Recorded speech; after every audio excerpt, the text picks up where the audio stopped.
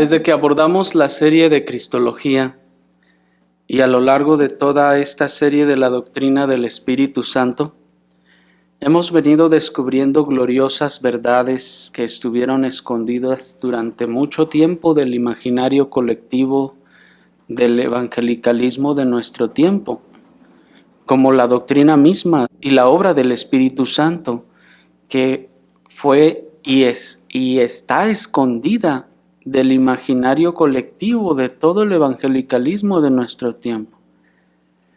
Pero hay otra obra, hermanos, que es del Espíritu Santo y que nuestros ancestros en la fe, los puritanos, enseñaban y defendían contra la ya naciente liviandad en la evaluación de la obra de la regeneración por el Espíritu Santo.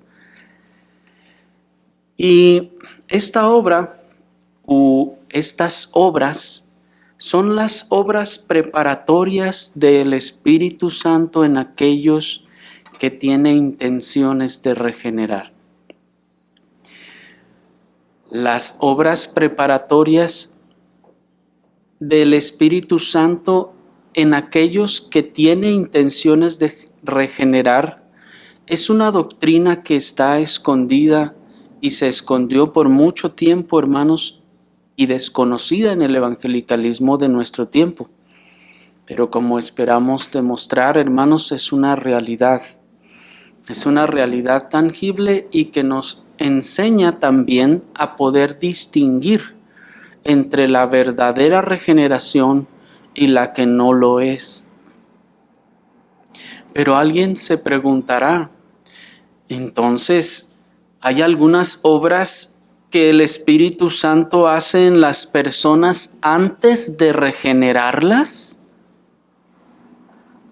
En efecto, sí las hay. Y sin embargo, aun cuando estas obras se hacen presentes, no son garantía de futura regeneración. ¿Cómo es eso? Bueno, vamos a considerar estas cosas con la ayuda y asistencia del Espíritu Santo en este día bajo el título de las obras preparatorias del Espíritu Santo para la regeneración. Yo sé que es un título largo, hermanos, pero si nos detenemos a considerarlo, difícilmente podríamos reducirlo. Así que en esta oportunidad vamos a ver la primera parte, o si se puede decir, el lado positivo de las obras preparatorias del Espíritu Santo para la regeneración. Y enseguida vamos a considerar estas mismas obras, pero en su aspecto de ineficacia. Primero veamos su parte positiva. El pastor puritano John Owen nos dice que ordinariamente hay ciertas obras previas y preparatorias en y sobre las almas de los hombres que son antecedentes y dispositivas para la regeneración.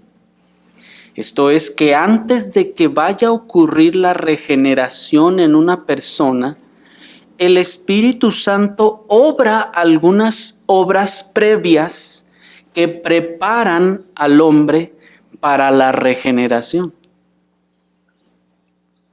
Nos dice este pastor puritano que hay una disposición o preparación en la que se dispone o se hace apta a una persona para recibir la gracia que será comunicada o infundida enseguida, que en este caso es la gracia de la regeneración.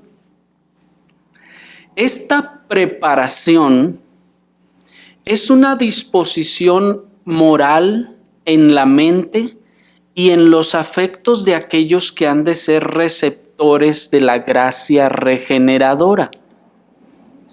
Esta obra preparatoria es dispensada por el Espíritu Santo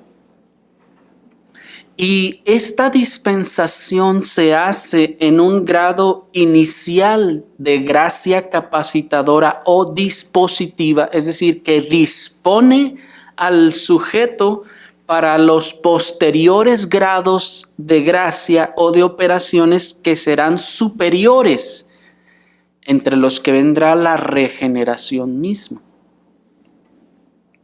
Cito al pastor puritano John Owen, que nos dice: al igual que la luz de la mañana, que es de la misma clase, dispone al aire para recibir la luz plena del sol del mediodía, así el cuerpo de Adán se formó antes de que el alma racional fuera insuflada en él. Y los huesos de Ezequiel se juntaron con ruido y temblor antes de que el aliento de vida entrara en ellos, como nos enseña Ezequiel 37. Termina la cita. Lo que nos está diciendo este pastor puritano es que así como la luz de la mañana, si se fijan, es una luz tenue, que todavía no ilumina todo, pero no podemos decir que esa luz de la mañana, del alba, es de una clase y la del mediodía es de otra clase. O que la luz del alba sea de una fuente y la luz del mediodía sea de otra fuente. No, todos estamos ciertos que es de la misma fuente. Del mismo sol irradia la luz del alba como la luz del mediodía. Sin embargo, la luz del alba tiene unas características que van preparando la tierra y aún nuestros mismos ojos para recibir toda la luz plena del mediodía. Imaginen, hermanos, que amaneciera de mediodía, como si nos prendieran la luz así de un de repente. Pero no es así. Hay una obra preparatoria. Así dice el puritano, sucede con Adán. Primero se le formó el cuerpo preparatoriamente para insuflarle después la vida o la vivificación de ese cuerpo. Y nos da el ejemplo también de los huesos secos, que primero hubo un ruido y un temblor antes de que el aliento de vida o el soplo viniera sobre ellos. De manera que previo a la regeneración, se producen ciertos efectos espirituales internos obrados en y sobre las almas de los hombres. Cabe señalar o repetir que estos efectos no son en sí mismos la regeneración, ni la garantizan, sino que simplemente disponen el corazón para ella. Queremos hacer esta aclaración, hermanos, porque vamos a ver enseguida que estos efectos no son la regeneración misma, sino que encaminan, si se puede usar ese término, a la regeneración. Y aunque encaminan a la regeneración, por sí mismos no la garantizan. Yo sé que puede sonar un poco extraño, pero vamos a ir viendo cómo todo esto es verdad a través de la palabra. Es necesario entonces, antes de comenzar, establecer una última cosa importante introductoria. Y es, hermanos, que todas estas obras preparatorias son obradas y operadas a través de la palabra predicada. La sana palabra predicada, la no adulterada, es la causa inmediata e instrumental de todas esas obras preparatorias, pues como vimos, el Espíritu Santo no dará testimonio a una palabra que esté errada o que esté adulterada. Por lo que, así como la palabra de Dios, la sana y verdadera predicación de la palabra de Dios es el instrumento que Dios usa para infundir la vida en la regeneración, también es la predicación sana, insisto, de la palabra de Dios, la que opera, es el agente, el medio inmediato, la causa instrumental de todas estas operaciones. Y vamos a ir viendo cómo lo es. Estos efectos, pues, proceden ordinariamente a la obra de la regeneración o nuestra conversión real a Dios. Y estos efectos u obras preparatorias son tres de manera general. Y estos tres serán nuestros tres encabezados del día de hoy. En primer lugar, la primera obra preparatoria, el primer efecto es la iluminación. La segunda obra preparatoria es la compunción. Y la tercera obra preparatoria es la moralidad. Vayamos a la primera de ellas, hermanos, porque tenemos mucho camino por delante. Veamos primeramente la iluminación. Las obras preparatorias para la regeneración de las que estamos hablando se pueden deducir claramente de las palabras que nuestro Señor Jesucristo dijo en Marcos 12:28. Si me acompañan a Marcos 12:28, vamos a encontrar a nuestro Señor Jesucristo hablando de estas cosas. Luego de que nuestro Señor es cuestionado sobre si dar el impuesto al César y sobre aquella mujer que había tenido 7 maridos, nuestro Señor responde, y miren lo que dice el verso 28. Uno de los escribas que los había oído disputar y sabía que les había respondido bien, vino y le preguntó: ¿cuál es el primer mandamiento de todos? Jesús le respondió: el primer mandamiento de todos es: oye, oh Israel, el Señor nuestro Dios, el Señor uno es. Y amarás al Señor tu Dios con todo tu corazón, con toda tu alma y con toda tu mente y con todas tus fuerzas. Este es el principal mandamiento. Y el segundo es semejante: amarás a tu prójimo como a ti mismo. No hay otro mandamiento mayor que estos. Entonces el escriba le dijo: bien, maestro, verdad has dicho, porque hay un Dios y no hay otro fuera de él. Y el amarle con todo el corazón y con todo el entendimiento y con toda el alma y con todas las fuerzas, y amar al prójimo como a sí mismo, es más que todos los holocaustos y sacrificios. Y viendo Jesús que él había respondido sabiamente, le dijo: no estás lejos del reino de Dios. Y ya ninguno osaba preguntarle. Hermanos, este es un relato muy impresionante, muy impresionante. Miren cómo el Señor le dice: no estás lejos del reino de Dios. Estas palabras son muy expresivas, porque como les decía, este escriba está allí, probablemente entre el grupo de los que fueron y quisieron tentar al Señor, o probablemente estaba nada más por allí observando la situación. Estos otros escribas y fariseos trataron de tentar al Señor.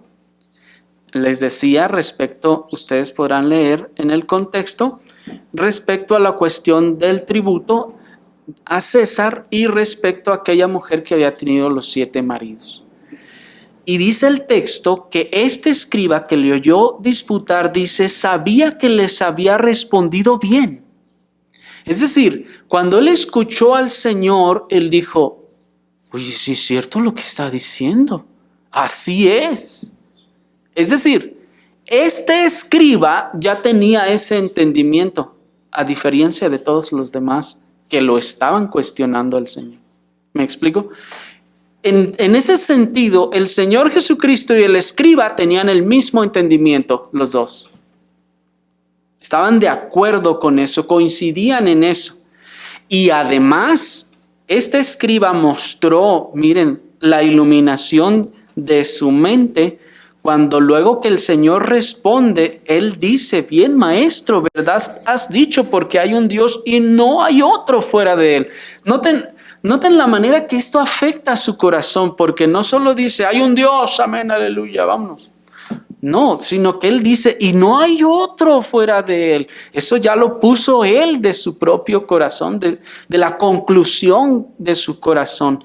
Y luego dice, y el amarle con todo el corazón y con todo el entendimiento y con todo el alma y con todas las fuerzas y amar al prójimo como a sí mismo, miren, es más que todos los holocaustos y sacrificios. El Señor no dijo eso, ¿se fijaron?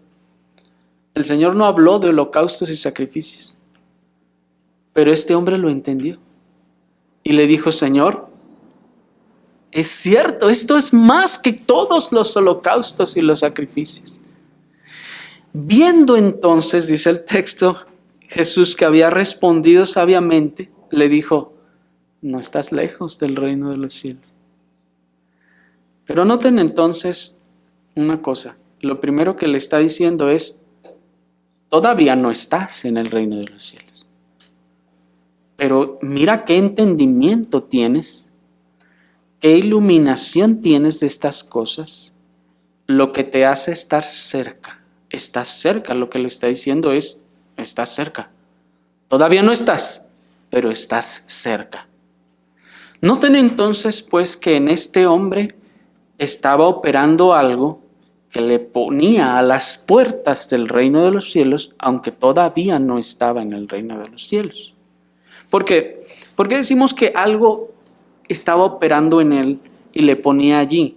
Porque pregunta, ¿piensan ustedes que este escriba había llegado a la conclusión y al entendimiento que manifestó aquí sin la operación del Espíritu Santo sobre su mente y sobre sus afectos? ¿El hombre solo agarrando su Biblia y leyendo puede llegar a estas conclusiones? No puede, es lo que hemos estado viendo en esta serie del Espíritu Santo. ¿Se dan cuenta por qué primero el pastor puritano nos llevó en esta serie a entender nuestra torpeza de mente y la incapacidad de nuestras facultades, así como la necesidad de las formas de operaciones del Espíritu Santo sobre nosotros para que pudiéramos entender la revelación de Dios? Ahora que ya vimos que en nosotros no hay capacidad para poder entender estas cosas y que es necesario que el Espíritu Santo dé su testimonio, recuerden, porque si no la palabra del Señor no sería entendida ni creída. Ahora entonces podemos estar listos, ahora estamos listos para reconocer que la iluminación del entendimiento de este escriba no podía provenir de ninguna otra fuente que no fueran las operaciones del Espíritu Santo. Así como también podemos estar listos para concluir que este escriba, en él ya estaban operando las obras preparatorias del Espíritu Santo, por lo que nuestro Señor Jesucristo le dijo, no estás cerca. Ahí va la cosa. Pero todavía no estás dentro. No estás lejos, le dijo. Todo esto porque, como hemos visto ya, nada puede entender la mente del hombre que no sea revelado por medio del Espíritu Santo. Primera a los Corintios 2, 9 al 11, se los leo, que dice, antes como está escrito, cosas que ojo no ha visto, ni oído ha escuchado, ni han subido en corazón de hombre, son las cosas que Dios ha preparado para los que le aman. Escuchen cuáles son esas cosas. Y dice el 10, pero Dios nos las reveló a nosotros por el Espíritu, porque el Espíritu lo escudriña todo, aún lo profundo de Dios, es decir, aún las profundidades de la mente de Dios. Porque ¿quién de los hombres sabe las cosas del hombre sino el Espíritu del hombre que está en él? Así tampoco nadie conoce las cosas de Dios sino por el Espíritu de Dios. Observen entonces cómo todo conocimiento verdadero, no todo conocimiento de Dios, sino todo conocimiento verdadero de Dios es un conocimiento celestial. Y ahorita vamos a probarlo. Es un conocimiento celestial, pues dice que las cosas que los ojos y el oído no han escuchado, ni han subido en el corazón del hombre, esas cosas, hermanos, son un conocimiento celestial que no puede ser comprendido por la mente humana carnal, sino que únicamente puede ser revelado por medio del Espíritu Santo. Pues para que sea celestial tiene que ser verdadero. Y si es celestial, únicamente puede ser revelado por medio del Espíritu Santo. Para que sea celestial el conocimiento, tiene que ser verdadero. ¿Están de acuerdo? ¿Puede un conocimiento falso ser celestial? No. ¿Puede un conocimiento errado o mezclado con error ser celestial? No, eso es imposible. Tiene que ser perfectamente verdadero para que sea celestial.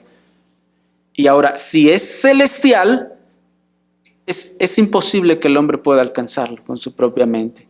El Espíritu Santo tiene que traerlo y revelarlo al hombre.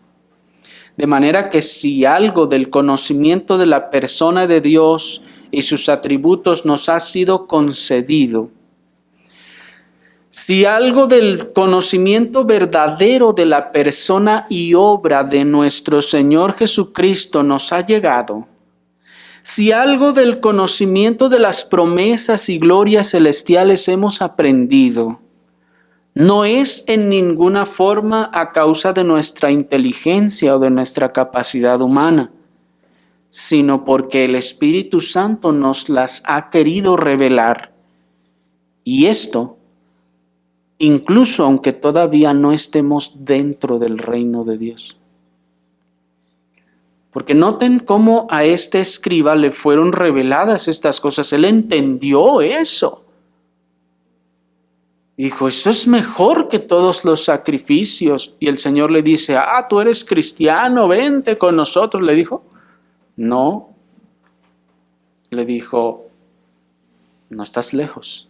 Es decir, estás cerca, pero todavía no estás en el reino.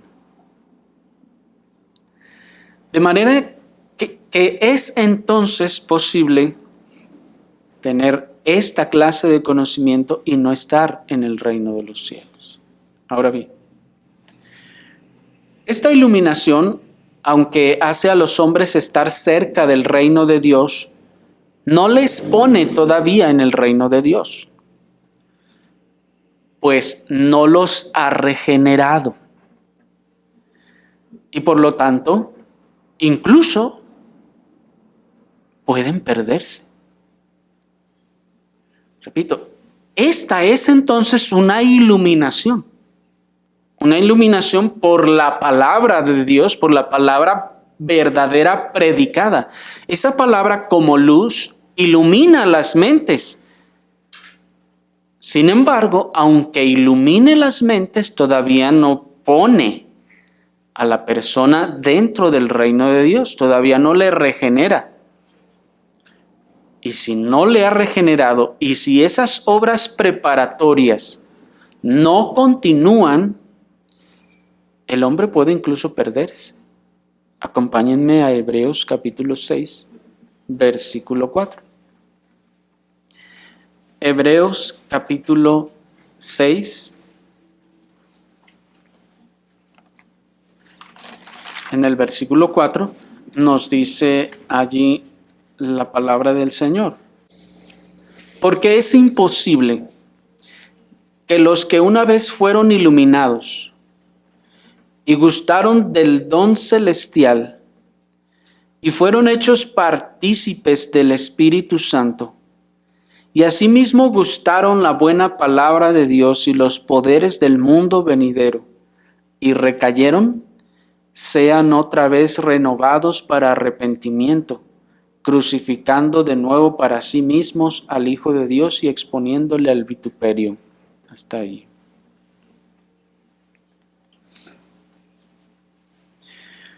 Noten que este es el texto que utiliza el arminianismo para decir que la salvación se pierde, que Dios puede salvar a alguien y que después esas personas pues se pueden perder. Sin embargo, hermanos, este texto no está enseñando que la salvación se pierde. Los que fueron iluminados no se refiere a personas que fueron salvadas.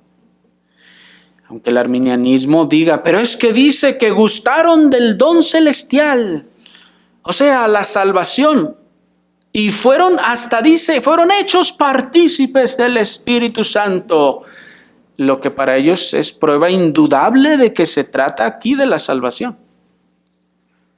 Pero hermanos, espero que para estas alturas de la serie sobre la doctrina del Espíritu Santo ya tengamos claro, hermanos, nosotros que ser iluminados no es garantía de salvación, no es equivalente a salvación.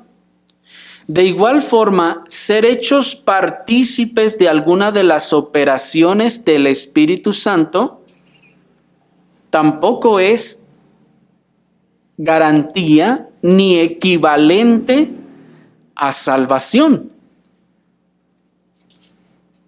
sino que el hombre puede ser iluminado y no ser salvo. El hombre puede gustar del don celestial, que es, vamos a ver, la palabra de Dios. Puede participar de algunas operaciones del Espíritu Santo y no ser salvo. De hecho, las afirmaciones de nuestro texto, hermanos, no son otra cosa que la descripción de las operaciones dispositivas o preparatorias que el Espíritu Santo obra previo a la regeneración, que como dijimos, no son la regeneración, sino son esas obras preparatorias que el Espíritu comienza como la luz del alba en la mente y en las facultades del alma del hombre, sin que esto garantice la completa iluminación.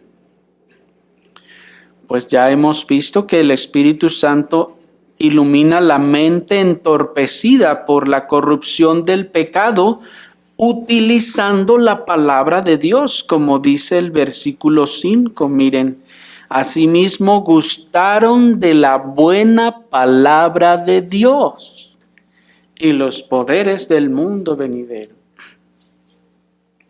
Entonces, estas personas, pues, al gustar de esa palabra de Dios, ellos fueron iluminados. Por eso dice el texto, es imposible que los que una vez fueron iluminados y gustaron del don celestial y fueron hechos participantes del Espíritu Santo y asimismo gustaron la buena palabra de Dios y los poderes del mundo venidero y recayeron, sean otra vez renovados. ¿Qué es lo imposible? ¿Que caigan? No, en este caso es que sean otra vez renovados. Porque posible es, nos dice, que caigan, porque ya lo está afirmando, recayeron. Cayeron, ¿Cómo? O sea que fueron iluminados, 1, gustaron del don celestial, 2, fueron hechos partícipes del Espíritu Santo, 3, gustaron de la buena palabra, 4, y de los poderes del mundo venidero, y todavía recayeron. Sí. Porque las obras preparatorias del Espíritu Santo llegan y comienzan a operar en las facultades del alma. Repito, sin que éstas sean la regeneración por sí mismas, solo son obras preparatorias que van preparando las facultades para recibir una gracia superior. Pues el sol, otra vez, no cae al mediodía desde que amanece, sino que prepara la tierra para eso. Estas personas podían haber disfrutado de estas cosas y aún así recaer. Estos poderes del mundo venidero vamos a ir mostrando cuáles son.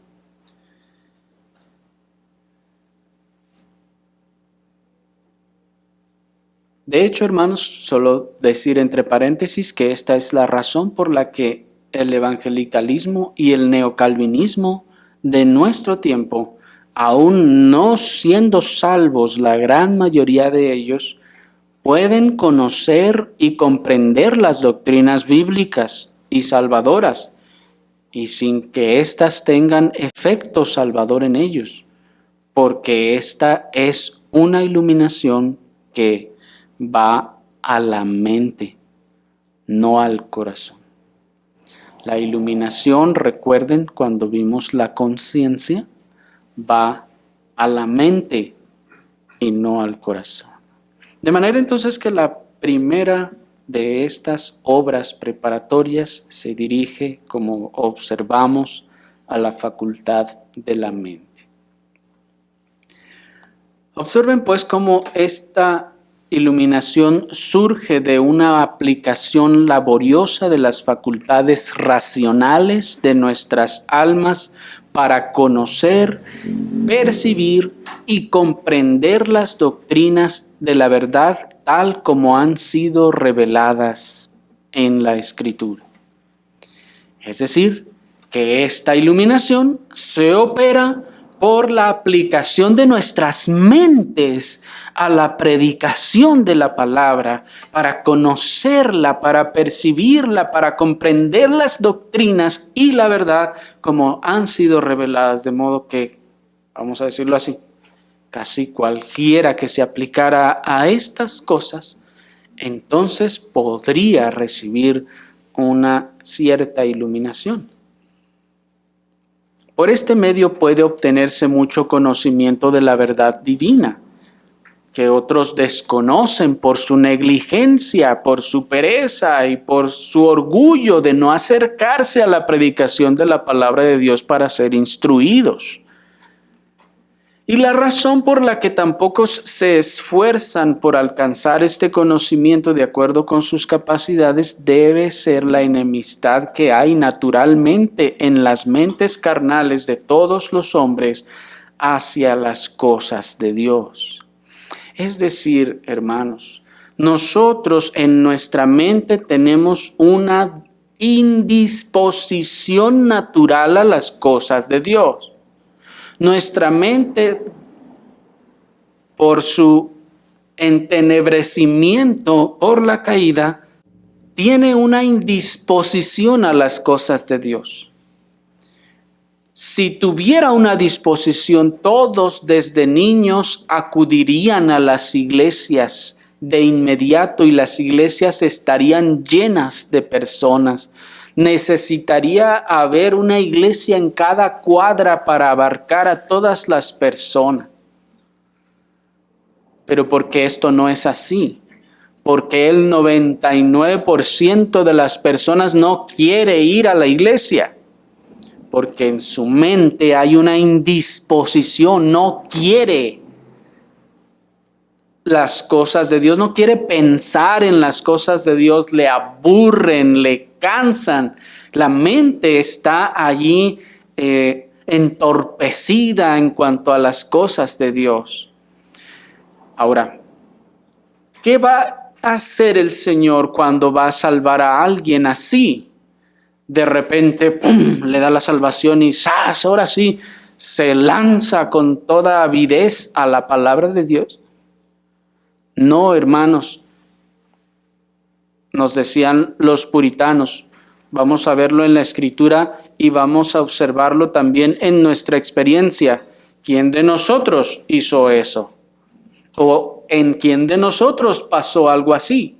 No, sino que primero comenzamos a experimentar una inclinación curiosa de, bueno, ¿y de qué se trata eso, pues?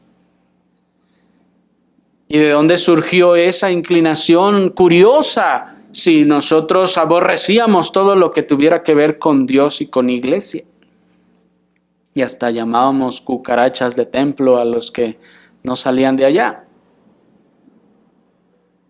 Porque hay una obra que el Espíritu comienza, una obra que empieza a preparar la mente para recibir las verdades gloriosas y eternas de Cristo. Y noten la necesidad de la preparación de la mente, porque si alguien viene y me dice así tan brevemente, Cristo vino y murió por tus pecados para que tú, si te arrepientes, seas salvo. ¿Te arrepientes? ¿Qué va a hacer usted? Podrá decir que sí o podrá decir que no, y eso no le hizo nada en su mente. No produjo nada en su mente.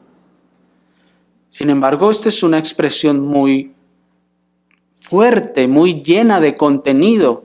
Para que yo pueda entenderla, primero tiene que haber una inclinación en el corazón para querer saber, conocer, buscar más de esas cosas. Bueno, ¿y quién es ese Jesús?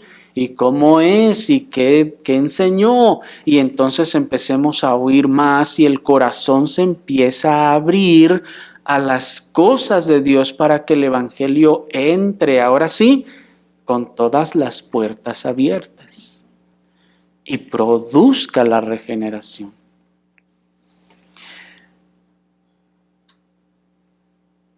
Pero esto es solo el proceso de iluminación. Y es por eso que a este conocimiento que se va adquiriendo, el texto le llama iluminación, los que fueron iluminados. Es decir, que hay una luz añadida a las concepciones de las mentes, las concepciones innatas o naturales de las mentes de los hombres, que va más allá de lo que pueden alcanzar a entender por sí mismas y comienza a operar sobre la facultad de su mente. Esta luz afecta de diversas maneras la mente y produce una adición insuperable a lo que la mente natural podría alcanzar por el mero ejercicio de sus habilidades naturales. Por eso se reconoce como un efecto particular del Espíritu Santo en las mentes de los hombres por medio de la palabra, porque ellos no lo podrían entender, ni lo querrían entender. También esta iluminación es por la que los falsos profetas, los falsos maestros o falsos predicadores y los que les siguen a ellos, dice el apóstol, llegan a conocer el camino de la justicia, pero sin que esto signifique que conocieron salvíficamente al Señor. Conocieron el camino de la justicia, fueron iluminados para conocer el camino de la justicia sin conocer a ese Salvador. Eso es lo que dice 2 de Pedro capítulo 2. Acompáñenme rápidamente a 2 de Pedro capítulo 2, vamos a leer el versículo 1 y 2 y luego nos vamos a brincar hasta el versículo 20. Dice 2 de Pedro 1 y 2. Pero hubo también falsos profetas entre el pueblo, como habrá entre vosotros falsos maestros que introducirán encubiertamente herejías destructoras y negarán al Señor que los rescató, atrayendo sobre sí mismos destrucción repentina. Dos cosas a resaltar aquí. Primero, hermanos, que noten de quién está hablando. De los falsos profetas. ¿Se fijan? Los falsos profetas entre el pueblo. ¿Entre cuál pueblo? Entre el pueblo cristiano. Entre los cristianos, dice, habrá falsos profetas. Como hubo entre vosotros falsos maestros antes. ¿Y qué van a hacer esos falsos maestros? Introducirán doctrinas o herejías destructoras. Y miren, negarán al Señor que los rescató. Los rescató y luego lo van a negar. Esto suena a que se pierde la salvación, dicen algunos. Pero miren el verso 2, y muchos seguirán sus caminos perniciosos, y por causa de ellos el camino de la verdad será blasfemado. El apóstol sigue hablando de todos estos y de sus características, y en el versículo 20 dice: porque si habiendo ellos escapado de las contaminaciones del mundo por el conocimiento del Señor y Salvador Jesucristo, y otra vez se enredan en ellas y son vencidos, su postrimería viene a ser peor que al principio. ¿Se fijan, hermanos, entonces a qué se refiere el versículo 1 que negarán al Señor que los rescató? ¿De qué los rescató? O sea, ¿los rescató significa aquí que los salvó? No, versículo 20 nos dice de qué los rescató. Dice que ellos escaparon. ¿De qué? De las contaminaciones del mundo. ¿Y cómo fue que escaparon de las contaminaciones del mundo? El Señor los salvó. No, dice el texto, por el conocimiento del Señor y Salvador Jesucristo. Oh, hermanos, esto nos está diciendo mucho.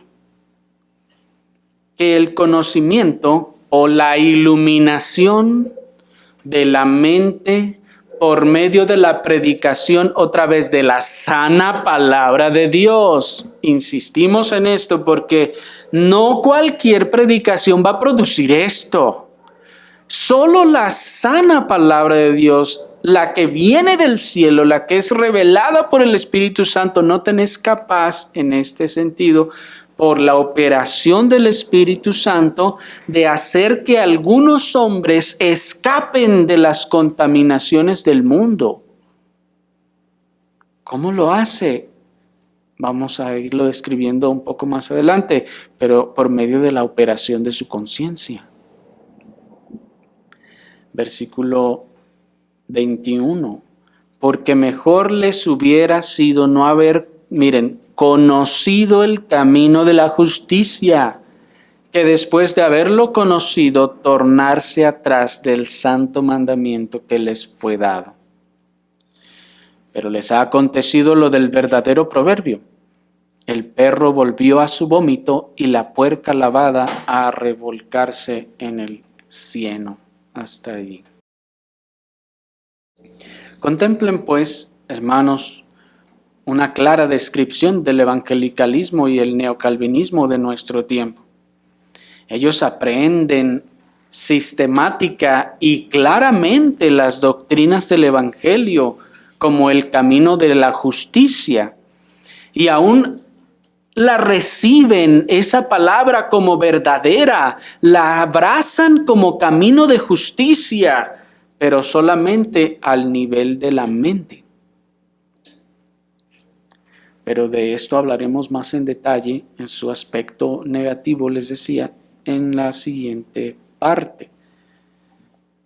Dice el pastor puritano John Owen, cito: este grado de iluminación, digo primero, que no es la regeneración, ni la regeneración consiste en esto.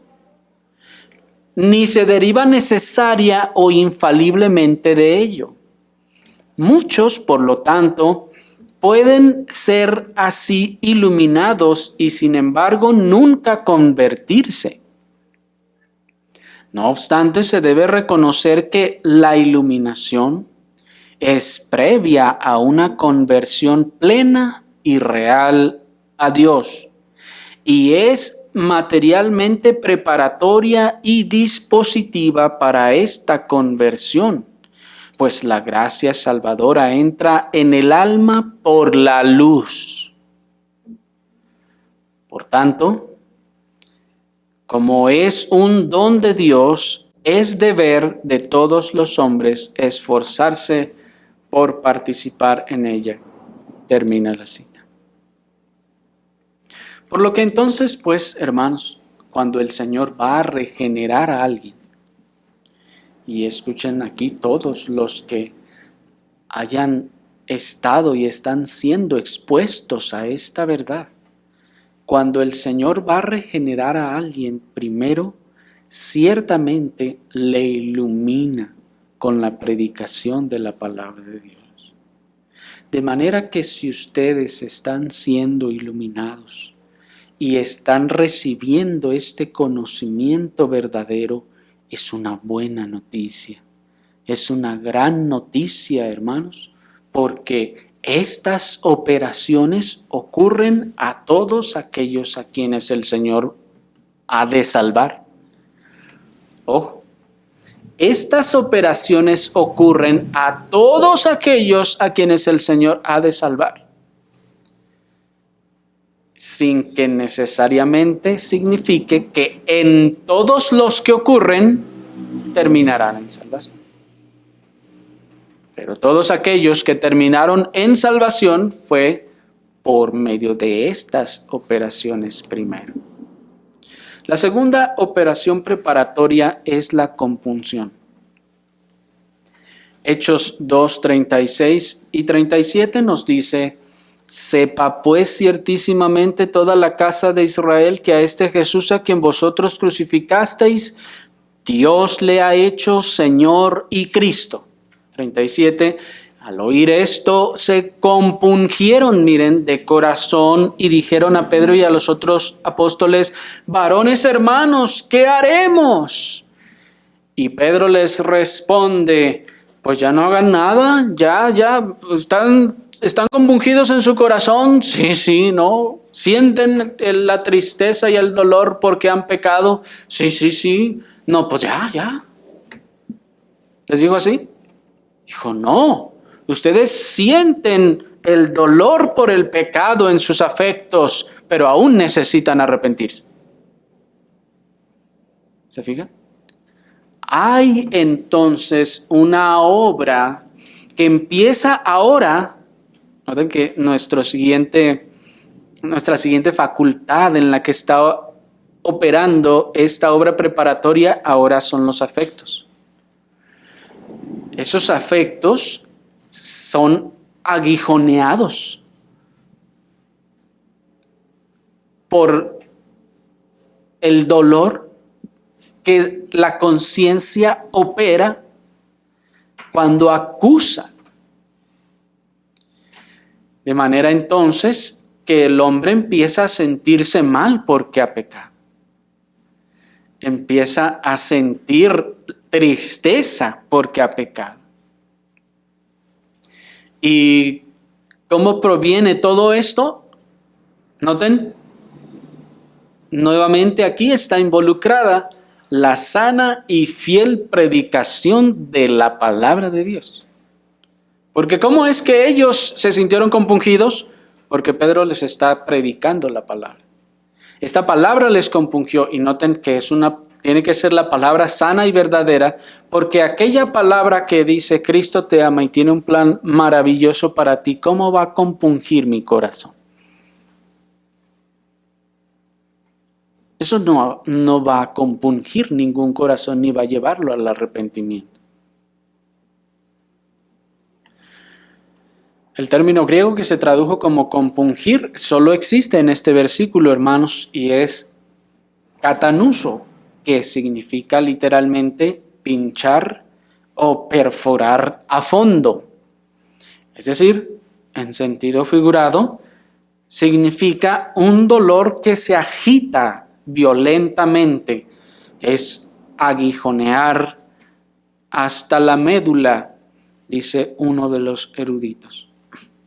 Observen entonces cómo, mientras la iluminación de la que estábamos hablando anteriormente afecta a la mente, esta compunción entonces afecta a los afectos o llega a los afectos, pero porque primero llegó a la mente.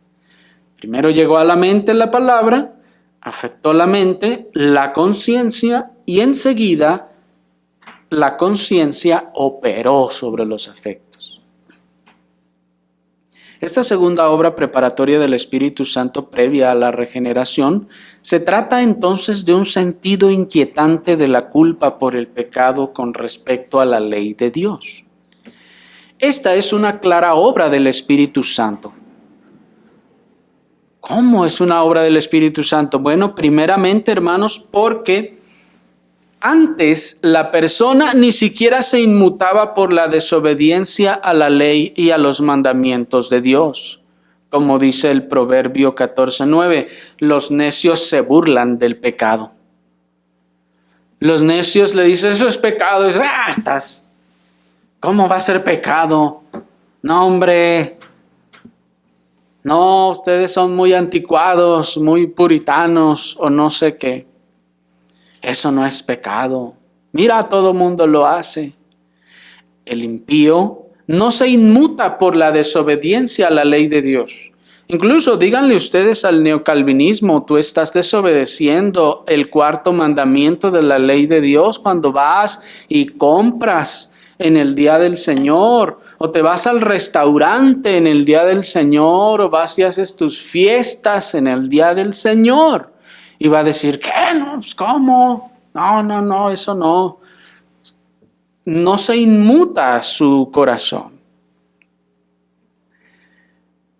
De manera que cuando hay una obra del Espíritu Santo, esa obra preparatoria hará que el corazón empiece a inquietarse. Antes no se inquietaba. Estaba ofendiendo y desobedeciendo los mandamientos de Dios y le daba igual. Pero ahora comienza a inquietarle. ¿Qué está pasando allí? Hay una obra preparatoria del Espíritu que está empezando a inquietar su corazón en cuanto a la obediencia de los mandamientos. Y también es una obra del Espíritu Santo porque ese sentido inquietante de culpa por el pecado es a la vez un componente indispensable de la convicción de pecado que lleva al arrepentimiento. Y en todo aquel a quien el Señor ha regenerado y ha de salvar, ha de operar este sentido inquietante de la culpa del pecado para conducirlo a la convicción del pecado y que esta convicción de pecado al arrepentimiento. Y el arrepentimiento, sabemos, es para vida. Esta segunda obra preparatoria del Espíritu Santo, previa a la regeneración, se trata también de un temor por causa de las amenazas del juicio de Dios y castigo futuro anunciadas por la sana predicación de la palabra de Dios. Otra vez insisto, por la sana predicación de la palabra de Dios. Se predica sanamente la palabra de Dios sin ocultar el pecado, sin ocultar el castigo del infierno, sin suavizar las cosas a los hombres para que no se sientan mal. Y esta predicación entonces comienza a producir en las personas un temor a las amenazas de juicio de Dios.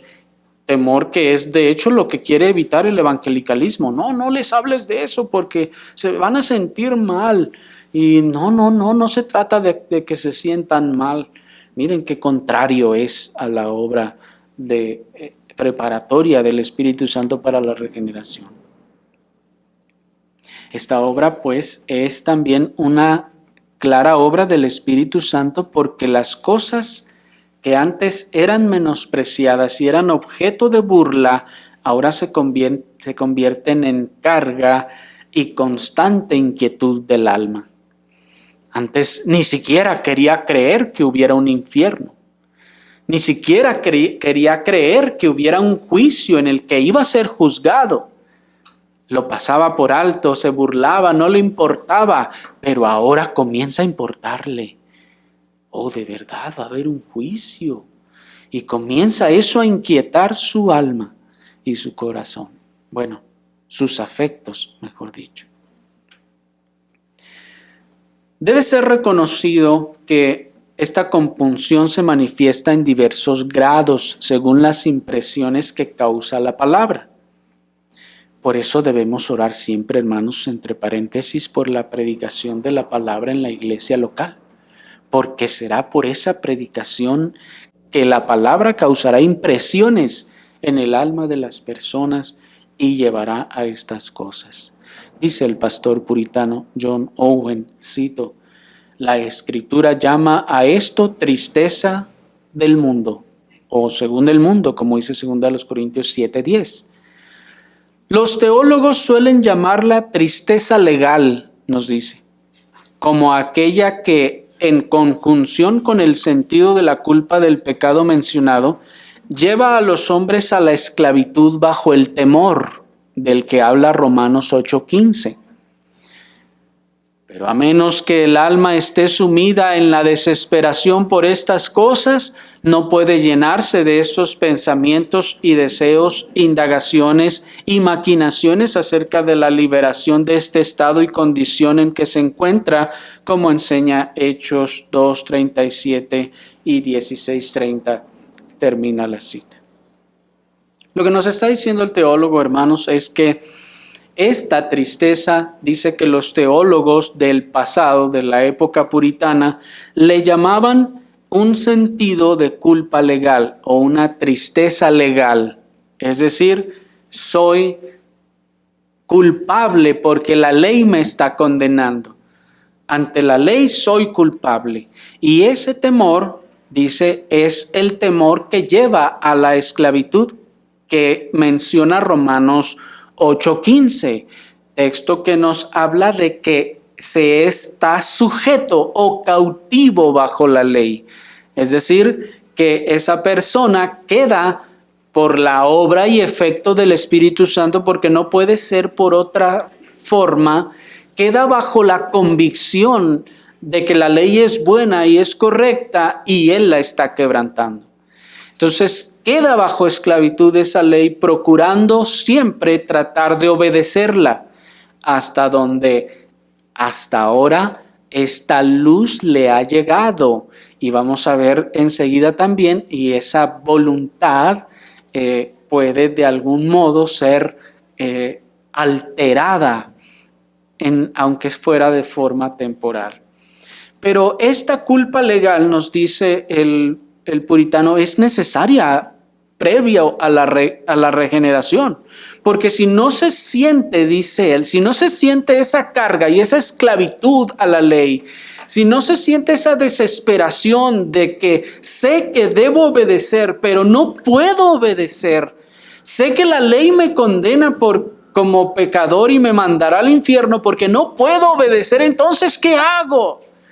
Dice el puritano, es la obra preparatoria que nos debe llevar a la desesperación y entonces buscar una solución. Esta obra preparatoria es necesaria porque si no, entonces ¿cómo yo buscaría a Cristo? Esta es la razón, insisto, por la que ese falso mensaje de Cristo te ama y tiene un plan maravilloso para ti es totalmente opuesto al Evangelio, porque está presentando solamente una especie de bien y de bondad sin que antes me haya puesto en la condición de buscar a Cristo. Me está ofreciendo una miel que no puede ser probada si primero no he probado la hiel. No puede encontrarse no puede buscarse, no puede desearse si primero no he sido sumido en esa desesperación. Esa es la razón por la que muchas personas que oyen eso dicen, sí, yo también tengo un plan maravilloso para mí mismo también. ¿Será mejor el tuyo o el mío? Mira, yo espero trabajar y llegar a ser presidente de la empresa donde esté, tener una casa, un carro, ir de vacaciones todos los años a Hawái, etcétera, etcétera. Ese es mi plan maravilloso. ¿Cristo tiene uno mejor? ¿Sí me explico? Nunca ha podido verse en esa desesperación y por lo tanto nunca podría estar dispuesto a buscar solución a su problema. De manera que observen cuán benigna y necesaria y preparatoria es esa obra entristecedora del Espíritu en los corazones para que enseguida, como dice el pastor puritano, produzca los deseos y pensamientos y búsquedas de una liberación de su estado, de su condición. Ninguno que se diga verdadero creyente podrá decir que no recuerda haber pasado por allí. Aunque el haber pasado por allí, otra vez, todavía no es la regeneración. Solo es la etapa previa, es la fase preparatoria para la regeneración. El fin de estas obras preparatorias, pues, es volver las mentes de los hombres a Dios, alejándolos de la confianza en sí mismos para conducirlos a Cristo. Y donde no se es cuidadoso y diligente para aumentar esa luz y esa tristeza, y donde no se utiliza esa luz y esa tristeza para buscar a Cristo, imperceptiblemente se va marchitando, se va decayendo y se va desvaneciendo hasta desaparecer. Así que escúchenme todos los que están aquí, que han escuchado la palabra de Dios y que han sido traídos bajo la cautividad de la ley.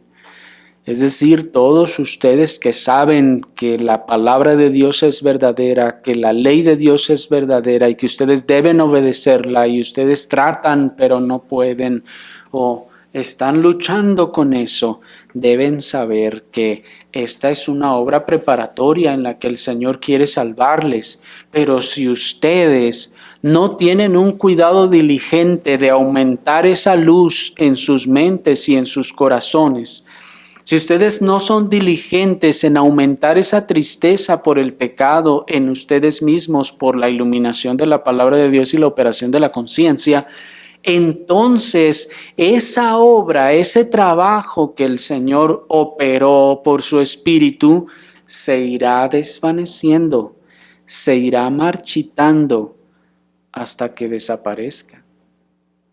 Y de hecho eso es lo que nos dice Segunda de Pedro. Hubo unos que fueron rescatados por la cautividad de la ley, es decir, fueron sometidos sus mentes bajo el entendimiento de que la ley es verdad y que tienen que obedecerla. Y dijeron, pues sí, si es cierto, es verdad, la tengo que obedecer. Y ahí va y trata de obedecerla.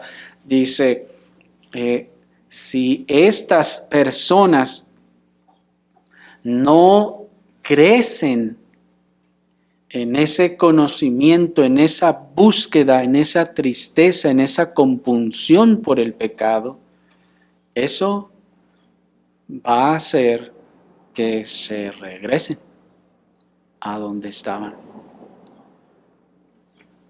Porque esa cautividad de la ley es lo que el apóstol Pedro describe como leíamos en el versículo 20, habiendo ellos escapado de las contaminaciones del mundo. ¿Cómo lo hicieron? A través de la cautividad de la ley. creyeron a la ley que era verdadera y la ley les hizo escapar de muchas de las perversiones del mundo. A través de eso el Señor les libra de revolcarse como la puerca en el cieno. Esa cautividad a la ley les sacó del cieno, les rescató del cieno, como decía el versículo 1 de 2 de Pedro 2, y les puso ahora en bien. Esa cautividad a la ley de creer que era verdad hizo que vomitaran como el perro vomita lo malo. ¿Me explico? Pero si no se sigue aumentando estas cosas, entonces se pueden desvanecer y terminar por desaparecer. Y cuando desaparezcan, eso que vomitó se lo va a volver a comer.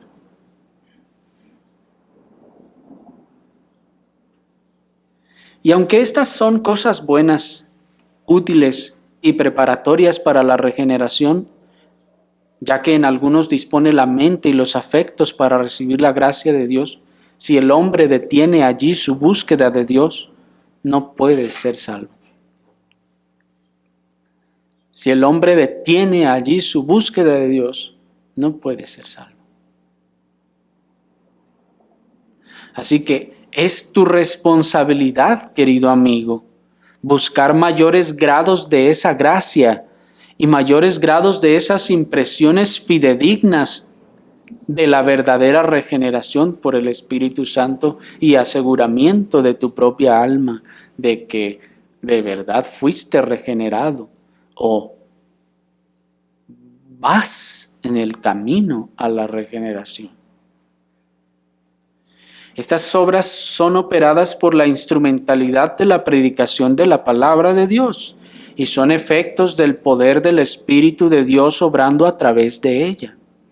Es decir, se predica la palabra, nos muestra lo que es correcto y lo que no, y el Espíritu sujeta nuestras conciencias a esa palabra, las pone en cautividad a esa ley, y entonces nos restringe de mucho pecado y es como que nos lava de todas esas cosas. Y decimos que son necesariamente obra y operación del Espíritu Santo porque la palabra por sí misma, por más claramente que sea expuesta a las mentes de los hombres, no los afectará sin el poder del Espíritu Santo. Y esto puede fácilmente demostrarse al considerar la predicación de los profetas de la antigüedad, que vemos que careció de los efectos de arrepentimiento y regeneración en muchos de los que se les habló, como leemos en Isaías 49:4, en Jeremías 15:20 y en Ezequiel 33:31 y 32. También se puede demostrar por la predicación de los apóstoles que en Hechos 13, 41, 45 y 46 no viene a ser efectiva en todos. Incluso la predicación de nuestro mismo Señor Jesucristo en Juan 8:59 nos muestra que no es efectiva o no termina en esa obra regeneradora por más claramente que se exponga. Y esa es también la razón por la que hasta el día de hoy los judíos que leen la letra del Antiguo Testamento sin la operación del Espíritu Santo están llenos de ceguera, de dureza y de obstinación como cualquier otro gentil que nunca la ha leído. Es pues la ministración del Espíritu Santo en y por la palabra de Dios que produce todos o alguno de estos efectos en la mente de los hombres. Y es la fuente de toda iluminación. Por eso nos decía Hebreos 6:4 que estos son iluminados y son hechos partícipes del Espíritu Santo. Pero veamos por último, hermanos, y esperamos un poco más brevemente, la moralidad, la obra preparatoria de la moralidad. Dice 2 de Pedro 2:20, ya lo tienen allí. Porque si habiendo ellos escapado de las contaminaciones del mundo por el conocimiento del Señor y Salvador Jesucristo, y otra vez se enredan en ellas y son vencidos, su postrimería viene a ser peor que su principio. ¿Se fijan? Porque mejor les hubiera sido no haber conocido el camino de la justicia, que después de haberlo conocido tornarse atrás del santo mandamiento que les fue dado. Pero les ha acontecido lo del verdadero proverbio: el perro volvió a su vómito y la puerca lavada a revolcarse en el sil. Aunque el mensaje del pasaje es negativo, es condenatorio, parte de una premisa positiva en el versículo 20. Porque si habiendo ellos escapado de las contaminaciones del mundo por el conocimiento del Señor y Salvador Jesucristo. Miren lo positivo de esta obra preparatoria, y por eso es del Espíritu Santo. Porque hace escapar al hombre de estas contaminaciones. Ojo, y miren, y todavía no es para salvación en todos. El asombro del apóstol consiste en que estas personas por un tiempo manifestaron un cambio de conducta, ¿se fijan? Un cambio de conducta alejándose de las contaminaciones del mundo. ¿Por qué? Por la cautividad a la ley que ya vimos. ¿Y qué ocasionó eso? El conocimiento de nuestro Señor Jesucristo ocasionó que se apartaran de esas cosas. Observen pues nuevamente cómo la sana predicación de la palabra de Dios trae convencimiento de la persona de Dios, de sus atributos, el conocimiento verdadero de la persona y obra de Cristo, el conocimiento de las promesas y glorias celestiales, así como las amenazas de juicio y castigo, tienen un cierto efecto moralizador en las personas que son expuestas a ello.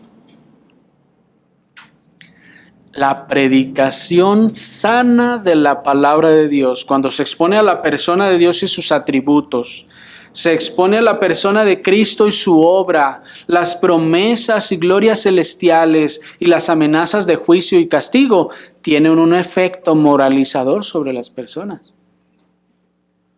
Por eso hemos insistido que las personas, los familiares o quien sea, deben de continuar viniendo a escuchar la palabra. No deben tomar la actitud de, no, pues me acabo de dar cuenta de que pues no soy cristiano, pues entonces ni para qué voy, ¿para qué voy? Pues como que ¿para qué? Para eso. Si el Señor está operando esas cosas es porque no está lejos del reino de los cielos. ¿Me explico? Y en la medida que se siga exponiendo a la palabra, estas cosas irán creciendo. Y nuevamente, ¿puede la palabra por sí sola mover la voluntad del hombre a cualquier bien sin la intervención y las operaciones del Espíritu Santo? No puede. Por lo que debemos reconocer que esta nueva perspectiva moral es una operación del Espíritu Santo en la mente y los afectos de aquellos que son expuestos a tales medios de gracia sanamente administrados. Estos medios sanamente administrados producen por la operación del Espíritu Santo una nueva perspectiva moral. Sí lo hacen. Y por eso hay tantas personas en las congregaciones que se portan bien, entre comillas. Y muchas veces sinceramente, pero que se porten bien.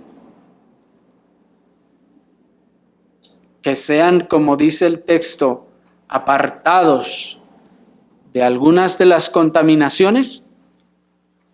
Eso es un buen comienzo. Eso es algo bueno. Pero no es todavía por sí misma la regeneración. En estas operaciones, al Espíritu Santo le place dar honor a la sana predicación de la palabra de Dios y traer al alma a esclavitud de la ley moral de Dios a fin que sea incitada a buscar su liberación por medio de la obra de Cristo. Y esta servidumbre a la ley moral es tan sincera que el apóstol la compara como un perro que vomitó lo malo. Esta servidumbre a la ley moral es tan sincera que el apóstol la compara también como una puerca que fue lavada. Porque es sincero. La persona sinceramente quiere obedecer. Pero otra vez, es una inclinación preparatoria y no siempre la regeneración por sí misma. ¿Cómo la vamos a distinguir? Vamos a seguir viendo.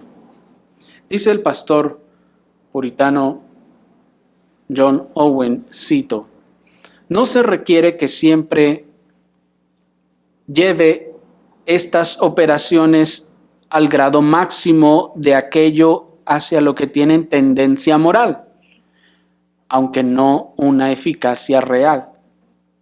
Y estas cosas se encuentran entre las operaciones del Espíritu Santo.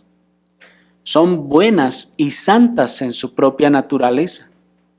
La iluminación es buena y santa. También lo es la convicción y el dolor por el pecado, con el consiguiente cambio de afectos y enmienda de vida. Termina la cita.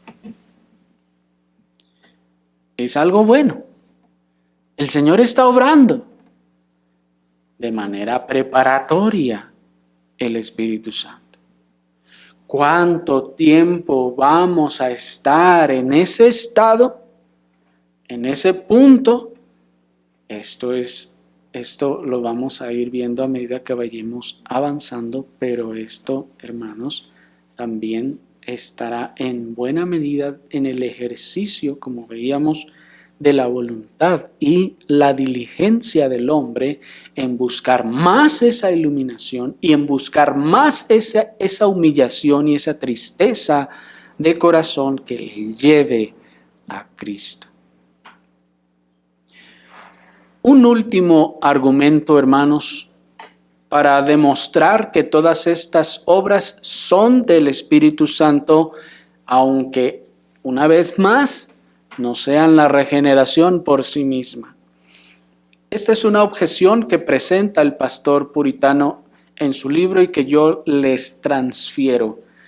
Dice la objeción: puesto que se concede que todas estas cosas pueden obrarse en las mentes y almas de los hombres y sin embargo pueden quedar desprovistas de la gracia salvadora de Dios, escuchen, ¿cómo puede pensarse que Él es el autor de tal obra? ¿Diremos que solo planeó una obra débil e imperfecta en los corazones de los hombres? ¿O que desiste y abandona la obra de gracia que ha emprendido en ellos como si no fuera capaz de realizarla? El pastor puritano nos da 3 respuestas. La primera es: en muchas personas, tal vez en la mayoría de las que se ven afectadas de este modo, se produce una verdadera conversión a Dios. Y yo ruego, hermanos, que esto dé esperanza a sus corazones. En la mayoría de estas personas que se ven, añadiría yo, sinceramente afectadas de esta manera, se produce una verdadera conversión a Dios. ¿Cuándo? No sabemos todavía. Mediante estos actos preparatorios, el Espíritu Santo abre el camino para la introducción de la nueva vida espiritual en el alma. Así que estas cosas pertenecen a una obra que es perfecta en su género. La segunda respuesta dice: Donde quiera que estas cosas fallan y se quedan cortas de aquello a lo que en su propia naturaleza tienen tendencia, no es por ninguna debilidad e imperfección de ellas en sí mismas, sino por los pecados de aquellos en quienes son obradas. Por ejemplo, incluso la iluminación común y la convicción de pecado tienen en su propia naturaleza una tendencia a la conversión sincera. Tienen esta tendencia del mismo modo que la ley tiene la tendencia a llevarnos a Cristo. Cuando no se alcanza este fin, es siempre por la interposición de un acto de la voluntad y terquedad en aquellos que son iluminados y condenados. Lo que está diciendo es que hasta ahora, si esa obra no concluye en regeneración, es porque usted se amachó y dijo, no quiero más, hasta aquí. O me da flojera, no, eso es mucho, no, ¿para qué tanto? No, mejor me voy a buscar una iglesia más a gusto, que no me exijan tanto.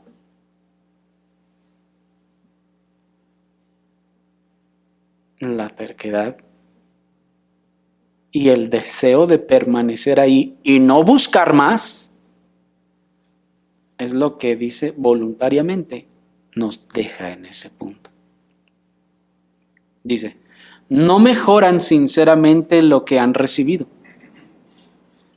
y no desfallecen simplemente por la falta de fuerzas para proseguir, sino que por un acto libre de su propia voluntad rechazan la gracia adicional que se les ofrece en el Evangelio para que esta obra prosiga hasta su culminación. ¿Qué nos está diciendo? Que no digan que es porque es que ya no tengo fuerzas para seguir, me esfuerzo por obedecer y por hacer y por agradar al Señor, pero mire, no puedo, no me alcanzan las fuerzas, mejor me voy. No, hermanos, nadie se va en esa condición. Por lo general se va diciendo, no, eso es mucho, no, ¿por qué tanto? No. Y se va en un acto de rebeldía, se va en un acto de dejadez también, de decir, no, mejor no. Yo así estoy bien, así estoy a gusto. Ya tengo 30 años en el Evangelio, ni modo que no conozca al Señor. Ni modo que no haya pasado en mí nada en estos 30 años. Pues miren, hermanos, miren y vamos a ver en la siguiente oportunidad que puede haber todo esto, hermanos, y por mucho tiempo y no haber regeneración. Y esa es la razón por la que las personas, en vez de buscar más luz y en vez de buscar más santificación y en vez de buscar más humillación y más tristeza por el pecado, llegan, como se dice hoy en día, a un estado de confort. Aquí estoy bien. Ya encontré todo lo que iba a encontrar. Ya conocí las doctrinas de la gracia. Con eso ya. Es lo máximo de lo máximo. ¿Qué más me hace falta? Decía el joven rico. ¿Me explico? Cuando se conforma con su estado de supuesto cristianismo o de pretendida santidad y dice, no, ya lo soy. ¿Qué más me falta? ¿Notan el paralelo? En algunos, Dios se complace en quitar esa resistencia voluntaria y su oposición real a la obra del Espíritu Santo. Por lo tanto, es de la gracia soberana cuándo y dónde esta resistencia es eliminada. En otras palabras, la predicación se expone y todos los expuestos por el poder del Espíritu Santo pueden ser operados en estas cosas, en estas obras preparatorias. Y todos por naturaleza tendremos esa tendencia a la rebeldía, al conformismo y a decir aquí me quedo.